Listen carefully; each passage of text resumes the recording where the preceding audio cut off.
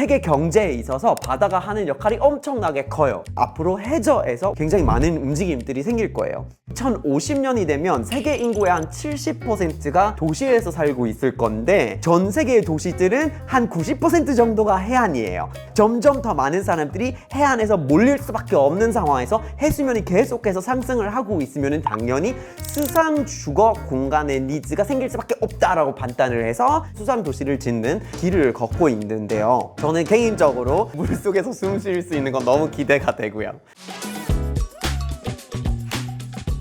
여러분 안녕하세요, 타일러입니다. 대한민국은 사실상 섬이나 마찬가지의 그런 부분이 없지 않아 있죠. 북쪽으로 올라가면 막혀 있고 삼면이 다 바다이면서 어디에 뭐 해저 터널로 뭐 이어진 것도 없고 완전히 이렇게 고립이 되어 있는 부분이 있어요. 그래서 바다가 한국한테 굉장히 많은 것들을 이렇게 결정해주고 있고 사실상 국제 정치나 세계 경제에 있어서 바다가 하는 역할이 엄청나게 커요. 요즘에 뭐 21세기에 AI가 다 결정할 거다, 그리고 우주 산업이 막 갑자기 뜰 거다, 이런 얘기를 다 하고 있지만 사실상 먼저 열릴 시대는 바로 바다의 시대입니다.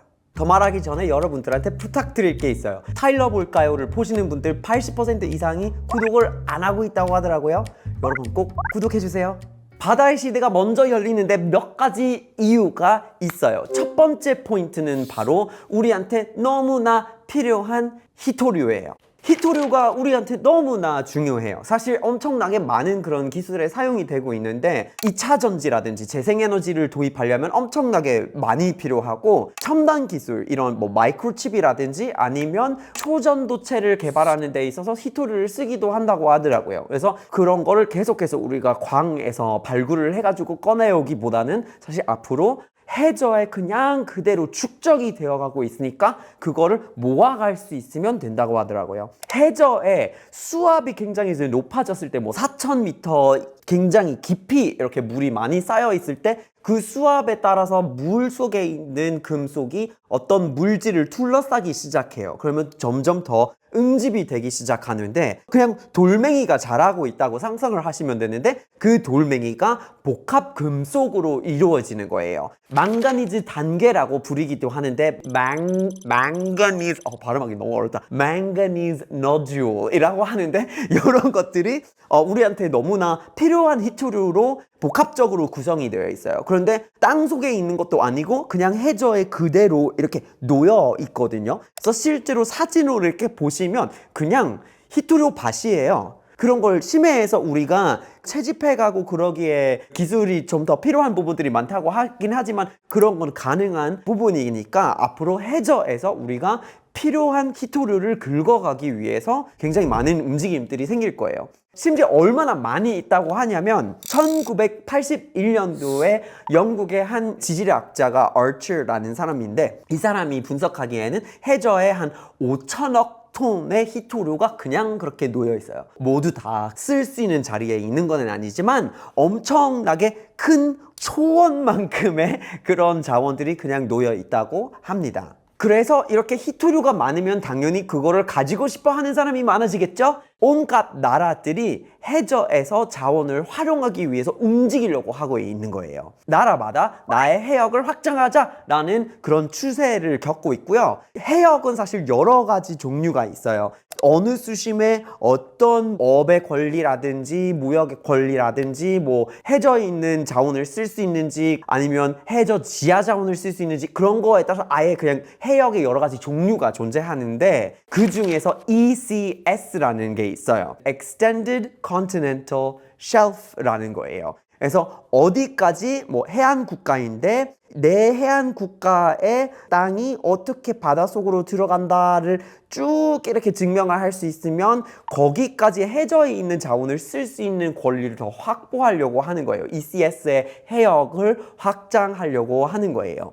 실제로 전 지구적으로 지금 해안 국가의 ECS가 차지하는 바다의 면적이 약 9% 정도 한다고 하더라고요. 근데 그거 더 늘리려고 하고 있어요. ECS를 확장하면 좋은 게 뭘까요? ECS를 확장하면 해저에 놓여 있거나 아니면 해저 밑에 있는 지하 자원에 대해서 주권을 행사할 수 있게 됩니다. 그러니까 거의 독점적으로 그게 내 거다라고 생각을 하시면 되는 거예요. 그래서 당연히 나라마다 ECS의 해역을 확장하고 싶어 하겠죠. 특히나 히토류를 확보하기 위해서 더 많이 이렇게 하려고 할 수밖에 없는 거겠죠. 그래서 실제로 나라들이 이렇게 움직이는 거 정말 많이 보이는데요. 미국은 이미 이런 거 되게 많이 신청을 했고, 포르투갈, 모잠비크, 브라질, 앙골라, 동티모르, 사우토미 프린시피, 정말 이름도 들어보지 못했던 나라들이 몇 군데가 있으실 수도 있는데 다 움직여서 ECS를 줄줄이 다 신청을 하고 있고, 필리핀 그리고 또 최근에 베트남이 또한 ECS 확장에 신청을 하게 됐다고 하더라고요. ECS 확정을 통해서 이렇게 히토류를 더 확보하려고 하고 그 자원을 활용해서 더 강한 경제를 키우려고 하고 있어요. 바다에서 어떻게 움직이느냐가 앞으로 나라의 경제를 결정하는 부분이 굉장히 큰 거죠. 바다의 시대가 열릴 수밖에 없는 두 번째 이유, 바로 우주 산업을 위해서 필요한 거기 때문이에요. 요즘에 우주 탐사에 대한 얘기가 굉장히 많아요. 예를 들어서 미국의 아르테미스 프로그램이라고 달에도 다시 가가지고 거기 있는 자원을 어떻게 활용해보고 막 이렇게 하고 싶어 하는 것들이 많고, 중화인민공화국도 마찬가지로 달에서도 활동을 하려고 노력을 하고 있고, 그리고 인도도 있죠. 찬드라야안을 달에 착륙을 시켰잖아요. 그래서 앞으로 이렇게 힘을 더 쌓아가려고 하는 나라들이 달을 좀 활용을 해보려고 하는 움직임이 많은데, 달을 활용할 수 있기 위해서 어떤 준비가 필요하죠. 그래서 대표적인 예시가 있는데, 바다를 우주를 가기 위해서 활용하는 경우가 많은데 바로 미국의 니모라는 프로그램이에요. 약간 Finding Nemo랑 좀 비슷하게 그렇게 일부러 이름을 줬는지는 모르겠지만, 근데 니모는 이제 나사의 Extreme Environment Mission Operations인데 정말 긴 표현의 약자입니다. 하나의 프로그램인데요. 그래서 Extreme Environment라고 하면 정말 극단적인 환경, 그러니까 우주인이 우주에 나가가지고 아니면 공학자라든지 뭐 사람들이 뭘 만들고 발굴을 하고 막 이렇게 우주에서 이런 활동을 하려면 정말 인간이 살 수 없는 환경에서 이런 활동을 해야 될 거 아니에요? 그래서 사람들이 이러기 위해서 당연히 미리미리 훈련을 하고 그 생활에 좀 적응을 하고 기술을 어떻게 활용해보고 도구를 어떻게 활용할 수 있는지 그런 거에 대한 연습할 필요가 있는 거예요. 그래서 니모를 통해서 우주인, 공학자, 과학자들을 바닷속으로 보내는 거예요. 그래서 실제로 바닷속에 Aquarius Laboratory라는 곳이 있는데 여기에 사람들을 보내서 오랫동안 생활을 하게 만들고 연습을 시켜요. 보통 뭐 달에 가면 뭐 밖에 나가가지고 여러 가지 탐사기를 활용해보고 채집기도 활용해보고 실제로 들어가지는 못하는 어떤 지형들이 생길 수도 있으니까 원격으로도 조절을 해서 우리가 익숙하지 않은 물리학에 뭔가 변화가 생긴 무중력의 상태에서 이렇게 이제 해야 되는 건데, 바닷속에서 그런 거랑 유사한 환경 속에서 이런 연습을 시키는 겁니다. 여기서 우리가 알 수 있는 게 뭘까요? 바로 우주를 가기 위해서 기술적으로 그리고 사람을 훈련시킬 때 수중 생활이 앞으로는 굉장히 중요해질 수밖에 없는 거예요. 바로 사람을 달이나 화성에 보내기보다는 수중 생활을 오랫동안 해서 훈련을 시키고 그 다음에 보낼 수 있으면 효율도 오르고 효과가 훨씬 더 잘 날 수도 있는 거예요. 그래서 앞으로 바다가 또한 우주 탐사를 위해서 반드시 필요한 부분이에요. 바다 시대가 열릴 수밖에 없는 세 번째 이유, 바로 우리 거주 공간, 주거 공간이 필요하기 때문이에요. 그래서 지금 이제 몰디브를 보시면 기후이기 때문에 해수면이 계속 상승을 하고 있는데 특히나 그 현상에 취약한 국가인데요.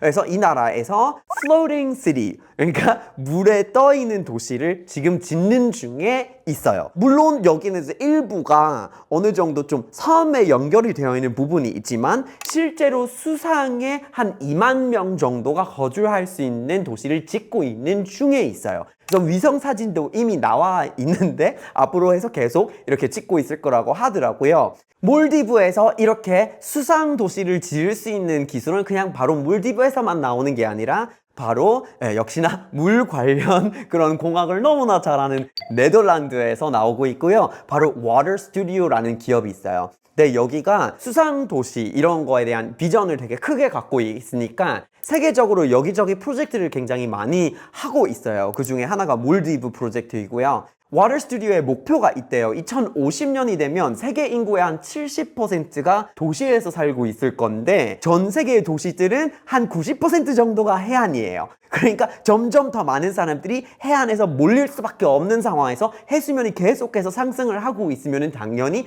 수상 주거 공간의 니즈가 생길 수밖에 없다라고 판단을 해서 자기의 어떤 공학 기술을 더 발달을 해서 수상 도시를 짓는 그런 길을 걷고 있는데요. 네덜란드에서 분명히 이런 건 앞으로 좀 더 많이 할 수 있는 어떤 지정학적인 조건을 갖고 있는 부분도 있어요. 워낙 해발 고도가 낮으니까.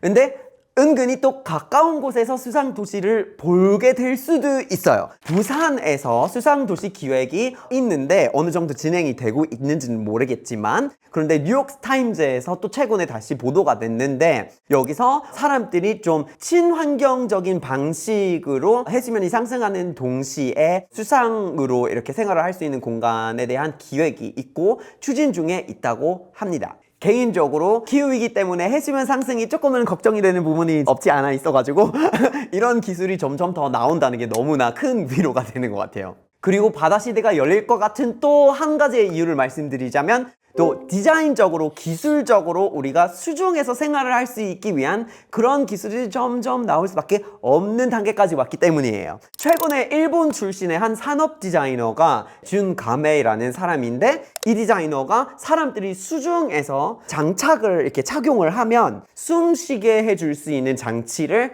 프로토타입을 만들어 가지고 냈어요. 앰피비오라고 하는데 물과 접촉을 많이 할 수 있게끔 3D 프린팅을 통해서 기하학적인 어떤 물체를 만들어서 그걸 수면을 통해서 바닷물을 만났을 때 거기서 공기를 뽑아갈 수 있는 그런 기술로 만들었어요. 그리고 그 기술을 이제 특허낸 중에 있다고 하더라고요. 근데 실제로 이런 것들이 앞으로 더 개발을 시킬 만한 어떤 니즈가 분명히 있는 거고 이런 기술들이 나오면 민간 차원에서도 뭐 경제적인 차원에서도 우리가 수중의 어떤 서비스나 체험들을 더 많이 할 수 있지 않을까라는 생각을 해봅니다.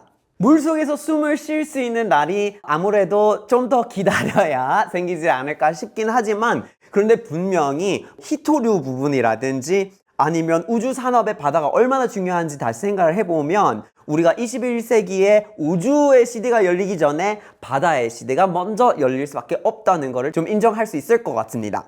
저는 개인적으로 물속에서 숨 쉴 수 있는 건 너무 기대가 되고요. 오늘은 이렇게 바다의 시대가 열릴 수밖에 없는 이유를 같이 알아봤는데요. 대한민국은 3면이 다 바다인데 어떻게 대한민국의 미래에 영향을 끼칠지 너무 궁금해요. 여러분들이 어떤 상상하시는 것들이 있으면 마음껏 글로 남겨주세요. 그럼 저랑 함께 앞으로도 새겨볼까요?